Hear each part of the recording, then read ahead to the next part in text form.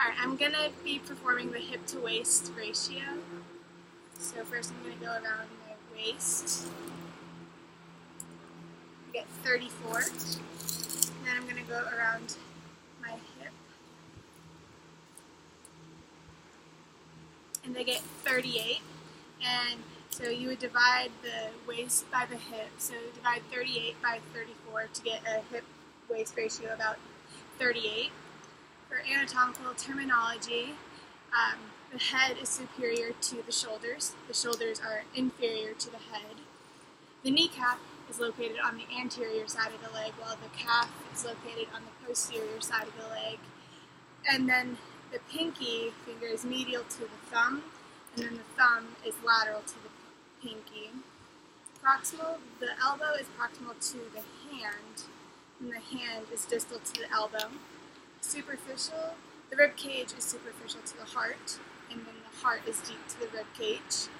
And then the sagittal plane is going from the left side and the right side.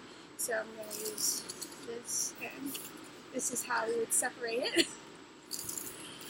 And then the frontal is anterior and posterior, so it would look something like this, like that.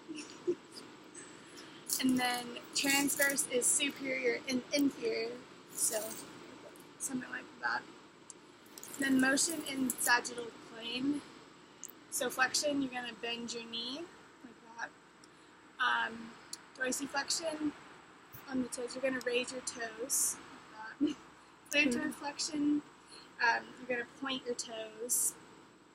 And then extension, you're going to straighten your knee.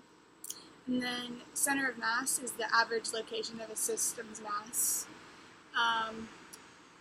Motions of the frontal plane, abduction, so you're going to move your leg away from the body. Adduction, you move it towards the body. Elevation of scapula, like that. Depression of scapula. Eversion, the big toe is going to be down, so you're bending it. And then, bend it like that. And then inversion, the pinky toe is down. And then deviation, so radial deviation, you're going to bend towards your thumb. Ulnar deviation, bend towards the pinky. Motions in the transverse plane, rotation to the left, and turn my head to the left. Rotation to the right, turn my head to the right. Internal rotation, so the shoulder, this is internal rotation of the shoulder, you're just going to go like that. External rotation, like that. Protraction, the shoulders are going to move forward. Retraction, going backwards. And then motion, or pronation, palms are facing posterior, so like that. And then supination, palms are facing anterior. Motions in multiple planes, circumduction, you move arm in a circle. Pronation of ankle, the big toe is going to go down, like that. And then supination, pinky toe is down. And then open and closed skills. An example of an open skill is hockey. And then a closed skill example is a golf swing.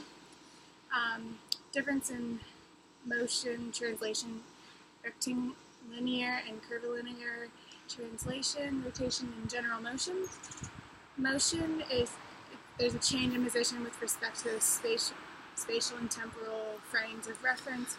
Translation, motion along one of the X, Y, or Z axes in which all the points of the system move at the same time in the same direction. Rectilinear translation, the path of the system is going in a straight line. Curvilinear translation, the path of the system is in a curved line. Rotation occurs when the system is restricted to move around a fixed axis. And general motion is a combo of translation and rotation. The difference between discrete, continuous, and serial skills. A discrete skill is movement with a definite beginning and end. Continuous skill is cycles of motion performed repeatedly with no well-defined beginning or end points. Serial skill, the movement that appears to be continuous but are really just a combination of discrete movements.